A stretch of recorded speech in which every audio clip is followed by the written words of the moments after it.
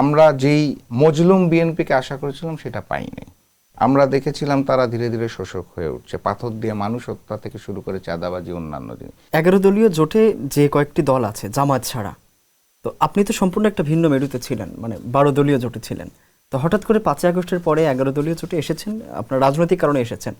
কিন্তু যেটা দেখা যায় যে এই 11 দলীয় জোটে জামাত ছাড়া যে দলগুলো আছে সবচেয়ে বেশি অংশগ্রহণ আপনার থাকে এবং আপনার বক্তব্যগুলো একেবারে স্পষ্টভাবে জামাতের পক্ষে দেয়। অনেকে তো বলেই বসে যে আপনি জামাতেরই কেউ কিনা। তো এই যে এই বক্তব্যগুলো আসে, আপনার এত সক্রিয়তার কারণটা কি আসলে? দেখুন, আমি একটু ব্যাকগ্রাউন্ড বলে নিই। সেটা হচ্ছে আমি বিএনপি নেতৃত্বাধীন 12 দলীয় জোটে ছিলাম এবং যুগপথের পরবর্তীতে আমি জামাত নেতৃত্বাধীন 8 দল এসেছিলাম, যেটা পরে 11 হয়েছে।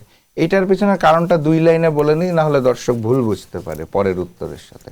সেটা হচ্ছে ফ্যাসিস্ট শেখ হাসিনার পতনের পরে আমরা যেই মজলুম বিএনপিকে আশা করেছিলাম সেটা পাইনি। আমরা দেখেছিলাম তারা ধীরে ধীরে শোষক হয়ে উঠছে, পাথর দিয়ে মানুষ হত্যা থেকে শুরু করে চাঁদাবাজি অন্যান্য জিনিস। আমার যেটা প্রচণ্ড গায়ে লাগতো, আমি অত্যন্ত স্বাধীন চেতা মানুষ, আমাকে আপনি টাকা দিয়ে কিনতে পারবেন না, আমাকে সম্মান দিয়ে আপনার ভাই বানিয়ে ফেলতে পারবেন।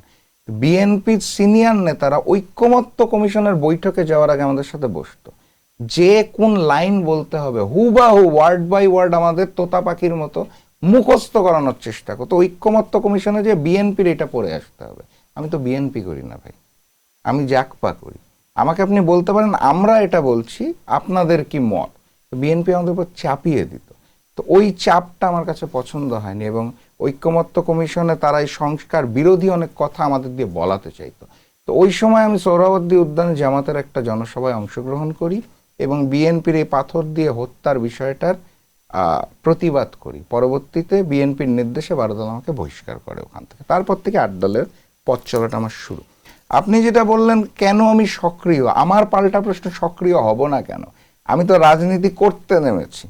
রাজনীতি করতে নেমে কিছু বিষয়ে কথা বলবো, কিছু বিষয়ে বলবো না, কিছু কাজ করব, কিছু কাজ করব না, পুলিশ দেখলে লুকিয়ে থাকবো আর অন্য সময় সামনে আসবো, সেই চরিত্রটা তো ধারণ করতে চাই না। যেটা করছি মন দিয়ে করছি, সক্রিয়ভাবে করছি।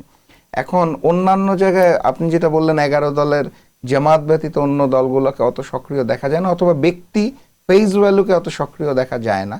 তারা হয়তো একটা বড় অংশ তাদের দলের পিছনে দেয়, একটা ছোট অংশ ঐক্যের পিছনে দেয়। আমি যেটা মনে করি, ঐক্য অর্থ আমরা এখন 11টা দল ভাই, তো ঐক্যের উপকার হয় এরকম কোনো কাজ করলে আমার দল পিছিয়ে যাবে, ঐক্য এগিয়ে যাবে বা জামাত একা এগিয়ে যাবে, এই বিশ্বাসটা আমি করি না। আমি বিশ্বাস করি আমরা সবাই একসাথে পথ চলছি, একসাথে সামনে যাবো। সো 11 দলীয় ঐক্যের পক্ষে কাজ করলে সেটা ঐক্যেরও কাজ হবে, আমারও কাজ হবে, আমার দলেরও কাজ হবে। আমি এইভাবেই চিন্তা করি।